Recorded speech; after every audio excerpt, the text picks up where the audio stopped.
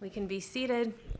We're going to pause here for the Devar Torah, and I'm so delighted to introduce this morning as our teacher, Ben Bronheim. And I'll just first say on a personal note that you all know Ben is a mensch, and one of his special traits is that he carries around those human questions that we all have, and he engages those questions with our Torah. He brings those questions also to the rest of us into community. He has a way of bringing his heart into all that he does. And I am really grateful that he has decided, it didn't take too much nudging, but he agreed to bring one of those questions of his heart to us this morning and to see how the Torah gives an answer or what the Torah has for us.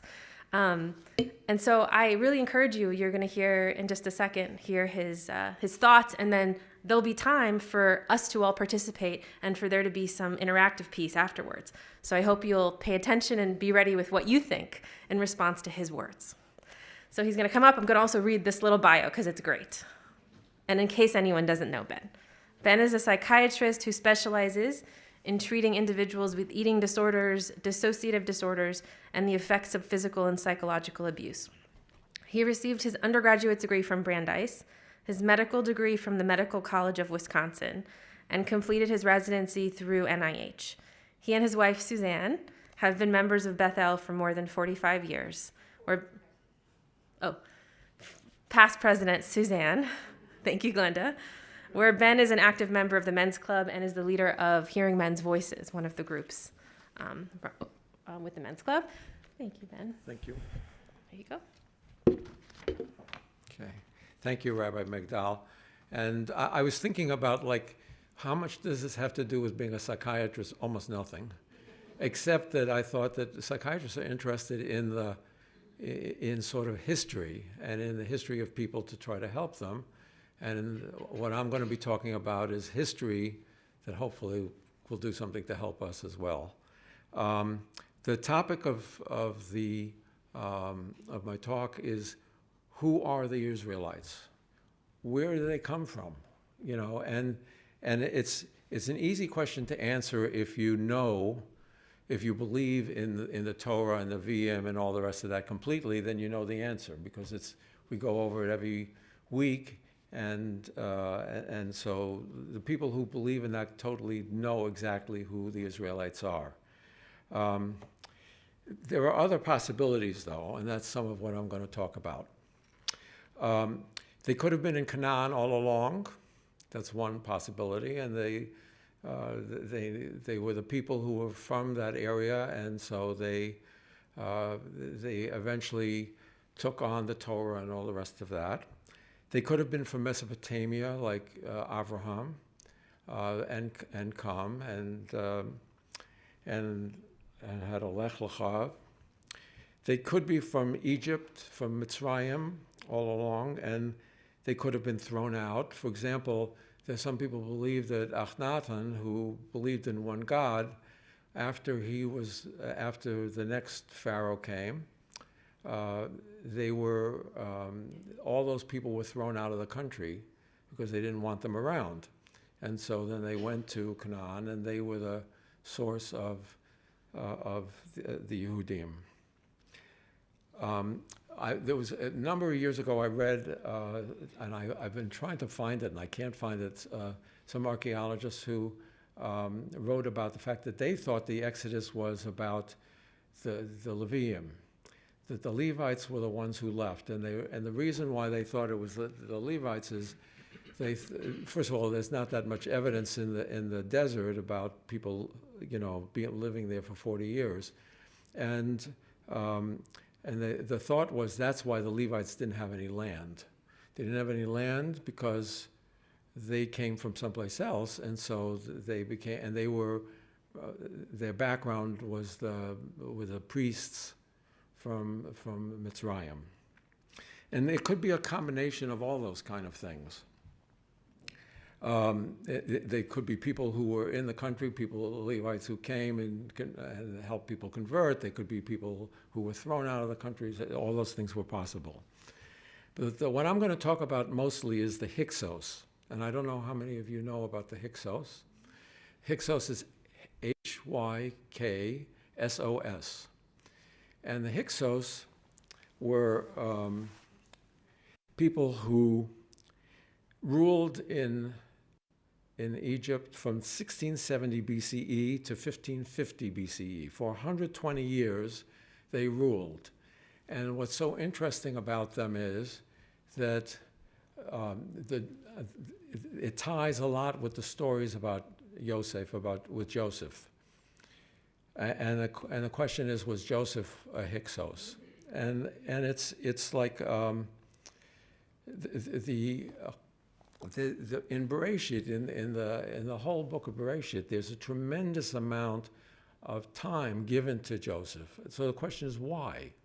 Why is so much time given to Joseph? I mean, there's a lot given to Abraham, Isaac, Jacob, that kind of thing. But but Joseph gets a huge amount of time, and he was, I think, he was a major figure, and some of that will become clear as we talk about the Hyksos. So the Hyksos were formed by a Semitic group. They migrated from Canaan to Egypt in large numbers, and some of why they probably went was because of famines and other kinds of things like that, and they became a huge group. Now, if you think about the migrations to Mitzrayim, Abraham went there, and he not only went there, but he met with the Pharaoh, so he was a personage of importance. One of the things I got from this was that our forefathers that we talk about all the time, they were powerful people. They weren't, we get sometimes distracted by the stories about the families and this kind of things and the different kind of conflicts between families. But Abraham was a very powerful man. And he, in fact, when he went down to Egypt, he went down with 318 men. He didn't go down by himself. He didn't have a lot of children or family. So these were people, he went with a whole entourage. And there's a point with Yitzchak where Abimelech didn't want to meet with him because he said, "You're too powerful." He said, "Me'amnu ki atzmat mimenu me'od." You're much too powerful. So we think of Yitzchak often as somebody who's hardly talked about, and we think about the Akedah and those kind of things with him. But the view of people at the time was that he was a much more powerful man. And then I was thinking about even like with Shimon and Levi, like what is this about that they go in and they kill all these people from a town? So the sons of Yaakov, and there wasn't retaliation. People were afraid of them. They were a powerful force. So we have, and then like we get to Yaakov and to Yaakov went to live in Mitzrayim, and it says at one point that Vayitein lahem achsa be'eretz Mitzrayim b'mitav haaretz. He was given some of the finest land in Egypt. So what was that about? Why was he such an important personage that they gave him land? And when he died, they mourned him for 70 days.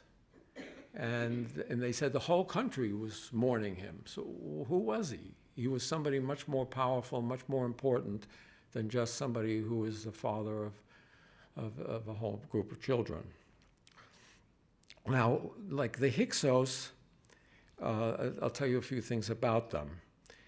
First of all, they had the same language as the Canaanites and Aramaic dialects, so they spoke the same kind of language. Remember, they were in power for 120 years. They were known to be two things, and one of these I find tremendously fascinating. They were known to be shepherds. And in fact, some people think the Hyksos means king shepherds. Other people think it means foreign shepherds. So it's not clear. And the word Hyksos is a Greek word, so it's not probably what the people called themselves. They were, we don't know what they were called. And there's some people who believe that it was a violent takeover of Mitzrayim by the Hyksos. Hyksos ruled about 2/3 of the country. There was still a pharaoh in the other third, but most people believe now that it was just a peaceful takeover, that they grew in such large numbers. And remember, like after, the 120 years when they left and all the rest of the Torah says that there was a new Pharaoh who did not know Joseph. And so it's sort of like it was a turning away from Joseph. The other thing that's very interesting, which I have pictures here of, is that they were known as shepherds, but they were known for wearing colored clothing, multicolored clothing. And I find that fascinating because the Egyptians were known for wearing white, essentially, and the Hyksos wore multicolored, and I have some pictures at the end of the talk. I'll pass them out, and you can see that they see them dressed in multicolored clothing. So that the thing about Joseph wearing a multicolored clothing may have had a whole different meaning for people who learned about this at the time, living in Israel. To us, it's a story about his brothers were jealous of him. They dumped him into a ditch. He was taken out by a group of people, brought to Egypt, and then in Egypt he was in prison, and then in prison he finally interpreted some dreams, and then he got to a point where he became the second most powerful man in the country. But there were other reasons why people might have been jealous of him. They might have been jealous of him because he was a very powerful man. He was wearing the Hyksos colors, and they had taken over the country.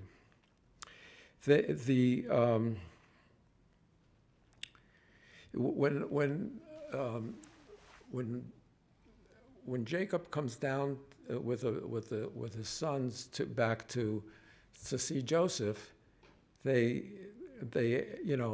ask them what they are and who they are, and they say they've been shepherds. They've been shepherds for generations, and so that goes along again with the idea that the Hyksos were shepherd people, and then of course the multicolored clothing does too. A lot of their ceramics, in fact, the pottery. Their pottery was called Al Yehudiya ceramics, and it's kind of like, I don't know where that name comes from. I don't know if it comes from years later or if it comes during the time, but obviously there was some kind of connection that people saw with their ceramics and their Judaism. Joseph himself, in the Torah they say Yosef hu hashalit, meaning that he's a governor, that he's a powerful person in Egypt. But it's the only place where the word shalit is used in the Torah. When people talk about governor, and I'll talk about in a moment what shalit means. So that's another piece of evidence. Josephus believed that the Hyksos that the Israelites originated with the Hyksos, and so that the people at the time. Now he lived 1,000 years after the Hyksos, more than 1,000 years after. So he couldn't have known firsthand anything about the Hyksos. But I think the fact that Josephus writes about the Hyksos being their ancestors says that it was more common belief and common knowledge among people living at that time. And one of the things, that I think in general, and I'm going to make a point about the multicolored coat as well, is that things mean different things to us than they meant to the people who heard the Torah read to them the first times. And we don't know often what what the meanings were. Like when we learn about the Akedah, for example, we always try to explain it because we're horrified by Abraham taking his son to kill him. But we don't know what those things meant to the people at the time, because it was written at the time to praise Abraham. The people at the time thought it was something wonderful. And so the same thing, the multicolored coats meant something different to the people at the time. Now, the archaeological houses, the pottery was similar to Canaanite pottery, and the houses were also similar as well. Now, not much is known about the kings of the Hyksos. Anything they know, the names that they know of the kings of the Hyksos come from coins and things like that. The first king of the Hyksos, his name was Yaakov Har. Now, was that our Yaakov? Probably not. But I think that it's hard to know, maybe it was our Yaakov, that it was the king of the Hyksos. It's also possible that he was named after the first king of the Hyksos, just like we name kids Abraham or George, or, after presidents. It may be that Yaakov was named after them. But it seems pretty amazing that the first king of the Hyksos, the one who takes it over, his name is Yaakov Har. So that mountain, Yaakov Mountain. Another one of their kings was named Issachar, a name very similar to Issachar. And I tried to look up Issachar to see, you'd think he would be more renowned, but even in Jacob's talking to his sons, he doesn't say much terrific about Issachar. So I don't know what that is, but that's another.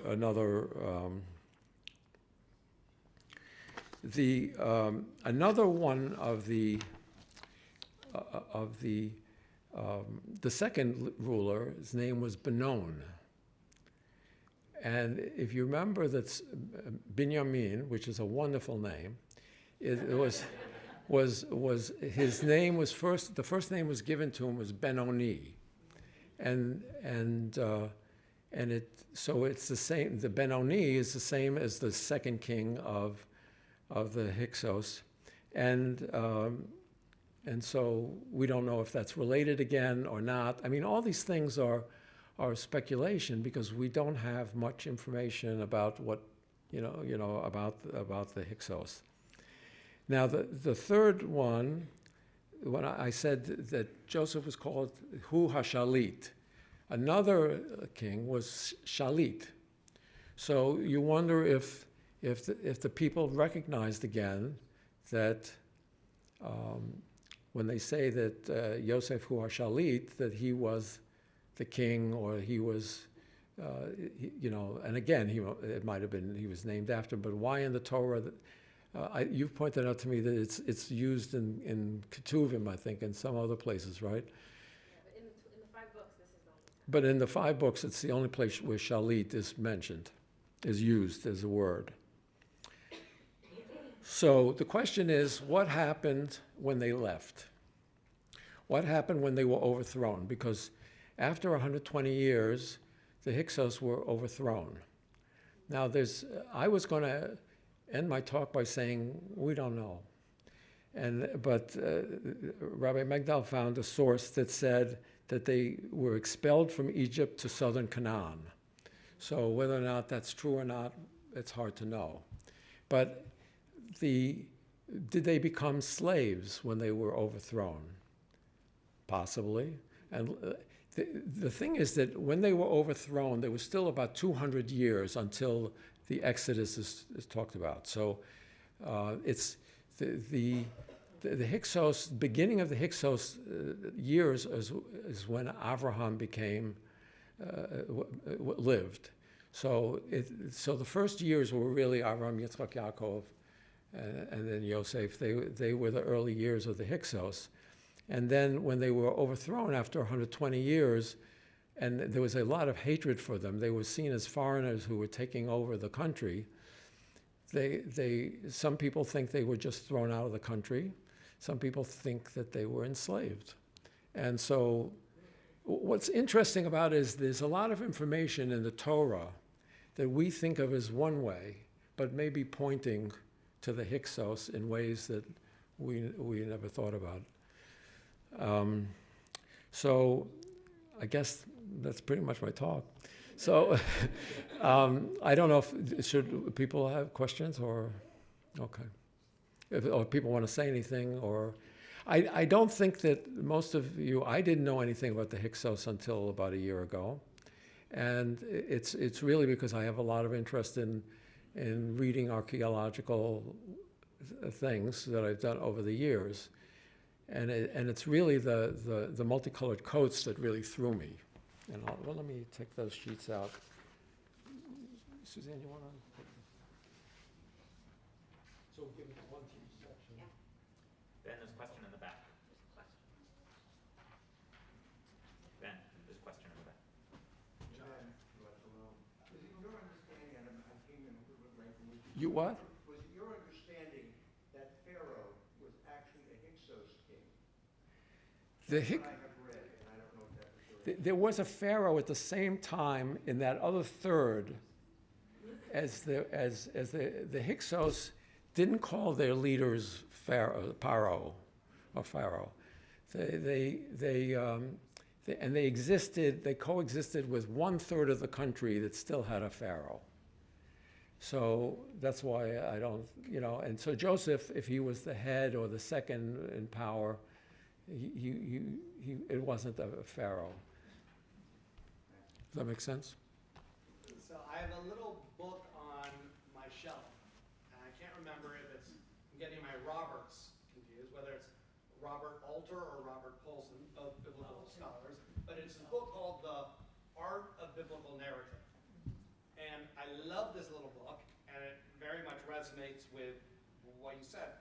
He talks about the idea that when we watch a movie, the cowboy in the White hat, we automatically know that's the good guy, and the cowboy in the black hat, no one has to say anything. We Right. automatically know the cowboy in the black hat is the bad guy.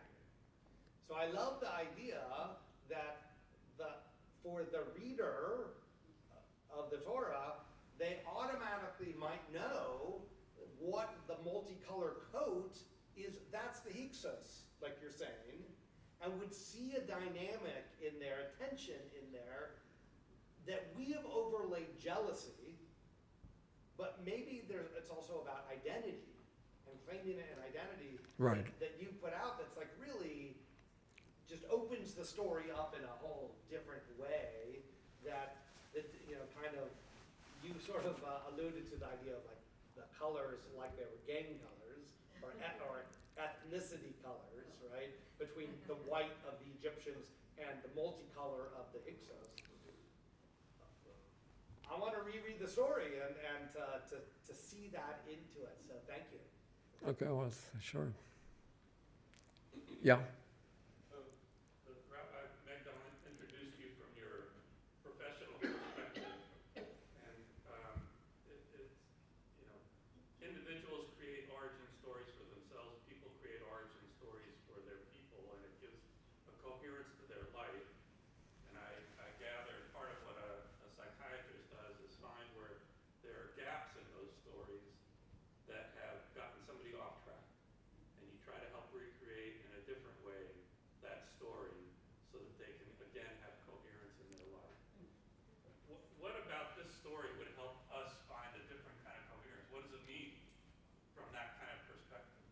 I don't think it changes. I mean, we still had the two temples. We had, no matter what it was, I mean, all the things that like Tisha B'Av, when we do that, I don't think that's really affected by it.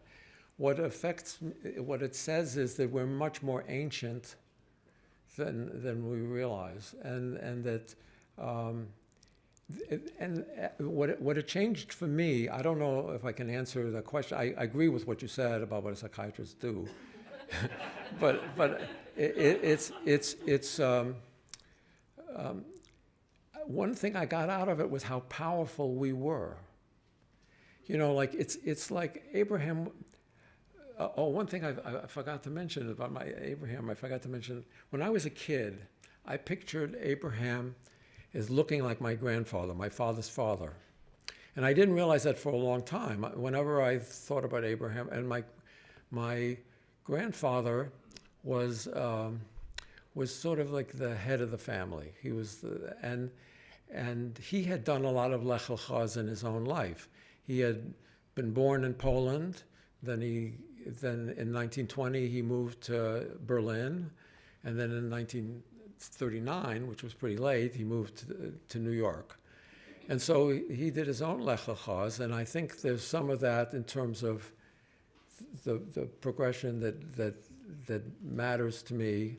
And but it's the same way that I didn't realize that when I read Abraham, I pictured my grandfather.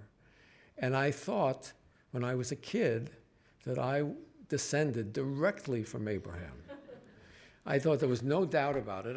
You know, you're a kid in yeshiva, you believe these things.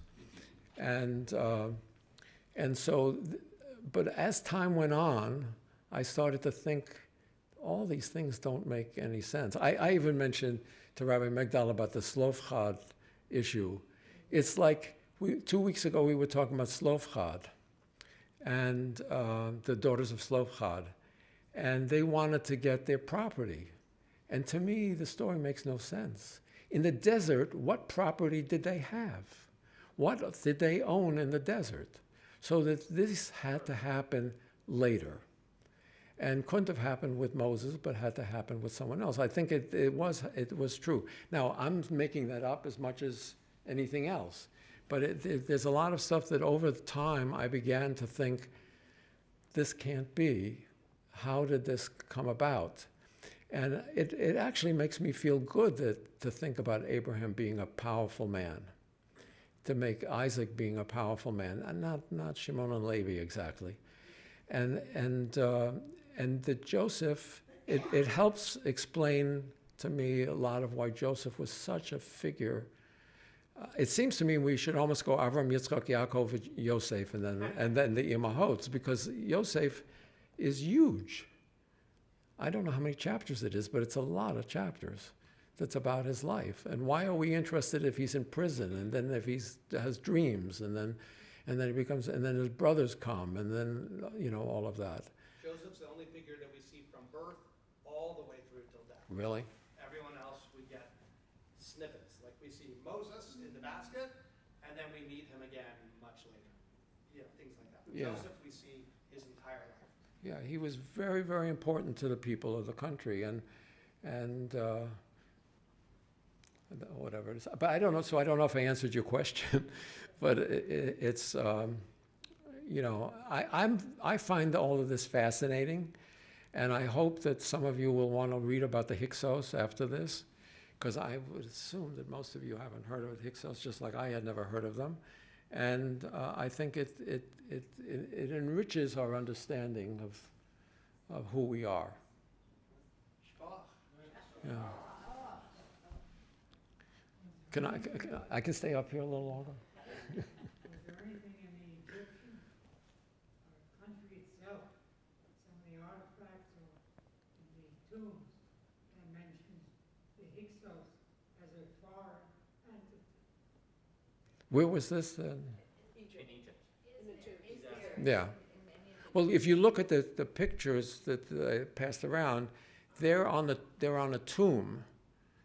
I think this picture's from a tomb, and that's why we know what they looked like, or what they wore, because otherwise we wouldn't have even known that they wore multicolored clothing. Yeah, anybody? Yeah. So I was thinking about Matt's question about the origin stories we tell, and also how you framed this question when we got to talk about it as, who were the Israelites? Did this all really happen in history that we can point to and we can see in archaeological, in artifacts, and we can see in the writings of historians like Josephus, a Jewish historian, did it really happen? And or is this a story that we needed to tell? That we were this, that we were enslaved and we were liberated and God saved us. And at different times in history, maybe during the time of Josephus, maybe the story we needed to tell was one of being the victor. Like we needed to be this powerful Hyksos people. And which story, so do we care whether something's historically accurate, or are we telling stories as a way to understand ourselves in a more spiritual way? And I think those are the two questions that we were wrestling with in talking about this, and that you brought so beautifully. So if thank you. anyone is thinking about that, what are the stories we need to tell? One of the things is that I had a lot of doubt that anything in the Torah was accurate. And I think one of the things that this did was it seemed to point the way to a lot of information, like the information about the multicolored coat, the shepherds, the going down to Egypt, being large numbers, the Pharaoh that no one, Pharaoh saying, that now the Pharaoh didn't know them anymore. And then, of course, what happened with becoming slaves and all that, there's not a direct line, and nobody knows what happened to the Hyksos. My guess is that some escaped, just like I think a lot of when we talk about the lost 10 tribes, I think some of them went south, and some of them lived, and I mean, if I was living there, I'd get out of there if I could, and go south. Yeah, go ahead. So it's an interesting connection to what we know about various enslaved Semitic groups in Egypt over time. And so, and we know that we have evidence of Semitic languages. It's believed generally that the alphabet, that in fact alphabetic writing as a whole came from slaves in mines in Egypt who spoke a Semitic language and saw what the Egyptians did with pictographs and said, I can do something like that, probably further south than we used to think. But you connect what you were just saying, maybe we have here a group of escaped Semitic-speaking slaves who have a vague notion of why their ancestors were in Egypt and are connecting it to this, Right. To this kingdom, and then also you then connect to arriving in the land. They probably also, like Joseph was the good old days. He represented where they wish they were, somebody who had been in power and all the rest of that. And I mean, it's speculating. We don't know what they were thinking, but it probably was the case. Okay. Okay, thank you. And you can keep the pictures.